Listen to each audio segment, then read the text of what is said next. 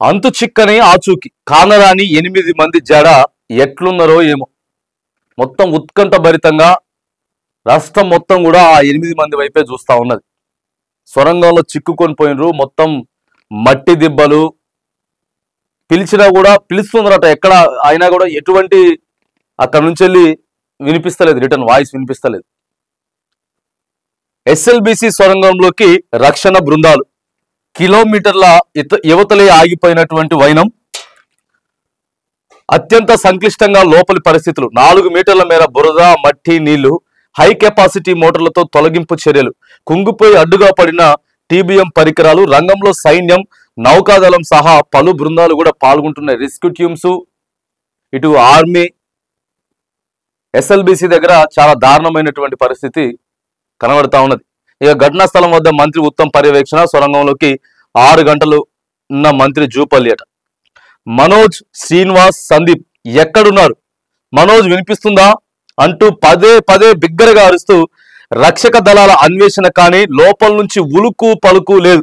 మరోవైపు సొరంగంలో సుమారు కిలోమీటర్ మేర నీటి ప్రవాహం. 4 మీటర్ల ఎత్తున అర కిలోమీటర్ల దూరం పేరుకుపోయిన బురద. కన్ను పొడుచుకున్నా కనిపించినంత చీకటి. ప్రమాద స్థలానికి సమీపాన మార్గానికి అడ్డుగా చెల్లా చెదురుగా పడిపోయిన ఇనుప రాడ్లు, ఇతర పరికరాలు. లోపలికి బయటికి సమాచార వినిమయం చేసే వ్యవస్థలు ధ్వంసం. ఎస్ఎల్బిసి సొరంగంలో నెలకొన్నటువంటి అత్యంత సంక్లిష్టమైనటువంటి పరిస్థితులు ఉన్నాయి. ఎట్లున్నారో 8 మంది. ప్రాణం బిక్కు బిక్కు అనుకుంటా ఇప్పటికే 48 గంటలు దాటిపోయింది. అంతా కూడా కుప్పగూలిపోయి మీద పడిపోయినటువంటి పరిస్థితి. ఎంత బిగ్గరగా అరిచినా రెస్క్యూ టీములు కూడా అవతల నుంచి ఎటువంటి ఏం వినిపిస్తుంది? మొత్తం మట్టి దిబ్బలతో మొత్తం పేరుకుపోయి ఉన్నది కదా. మరి ఆ ప్రాజెక్టు ఎప్పటి నుంచో ఈ ప్రాజెక్టు వల్ల నష్టాలు ఉన్నాయి, ఈ ప్రాజెక్ట్ని సరి చేయాలి. ప్రధానంగా అందులో పనిచేసేటోళ్ళకి చాలా రిస్క్తో కూడుకున్నటువంటి వ్యవహారం అని చెప్పుకున్నా కూడా ప్రభుత్వాలు విఫలమైపోయినాయి. ప్రభుత్వాలు ఎస్ఎల్బిసిని చేసే విషయంలో విఫలమైపోయినాయి. మరి గత ప్రభుత్వం ఏం చెప్తుందంటే దాన్ని ఎంత చేసినా కూడా ఇంకా అది సాధ్యం కానటువంటి పరిస్థితి, చేయలేనటువంటి పరిస్థితి అని చెప్పి చెప్తున్నారు. సొరంగంలో చిక్కుకున్న 8 మందిని రక్షించేందుకు చేపట్టే ప్రయత్నాలు 2వ రోజు ఫలించలేదు. ఆర్మీ, జాతీయ విపత్తు రక్షణ దళం తదితర బృందాలు విశ్వ ప్రయత్నాలు చేసినా ఫలితం లేకపోయింది. టీబీఎం యంత్రం సమీపం వరకు వెళ్లి బాధితుల పేర్లు పెట్టి పిలిచినా లాభం లేకపోయింది. మొత్తం బురదమయంగా ఉండడం, టీబీఎం యంత్రం పైభాగం కుంగిపోవడం, దాంతో పాటు ఇతర పరికరాలు అడ్డంగా పడి ఉండడంతో ముందుకెళ్లేనటువంటి పరిస్థితి తలెత్తినట్లు సంబంధిత వర్గాలు తెలిపాయి. నాగర్ కర్నూలు జిల్లా ఆమరాబాద్ మండలంలో శ్రీశైలం ఎడమగట్టు కాల్వ ఎస్ఎల్బిసి ప్రాజెక్టులో సంబంధించినటువంటి విషయం ప్రతి వార్త కూడా, ప్రతి దాంట్లో కూడా వార్త ఇదే ఉన్నది. ఇగో గాలి దూరదు, ఊపిరాడదు. ఆ 8 మందికి సంబంధించినటువంటి అంశంలో ఎప్పుడు ఎలాంటి వార్త వినాల్సి వస్తుందో అని చెప్పేసి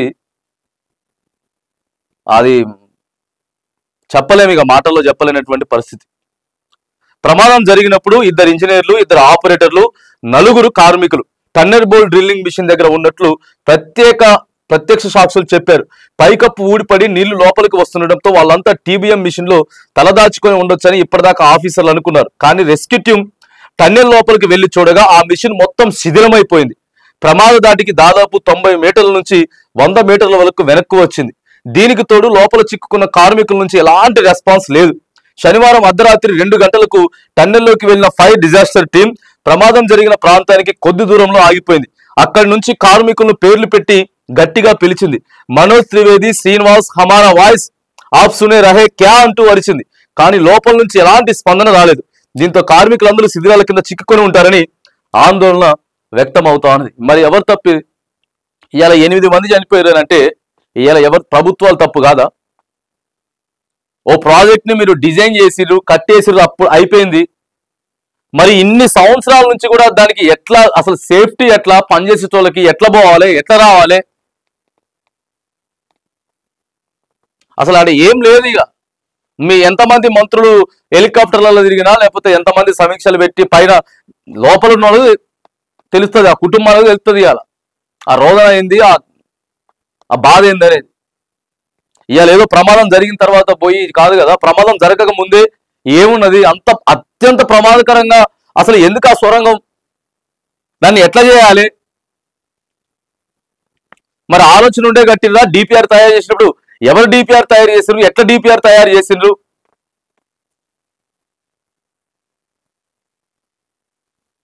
ఆపరేషన్లు అయితే జరుగుతూ ఉన్నాయి, మరిగా ఎట్లుందరో ఏమో అని చెప్పేసి ఆ కార్మికులకు సంబంధించినటువంటి ఆ విషయం అయితే ప్రభుత్వం అయితే మరి ప్రయత్నం చేస్తా ఉన్నది.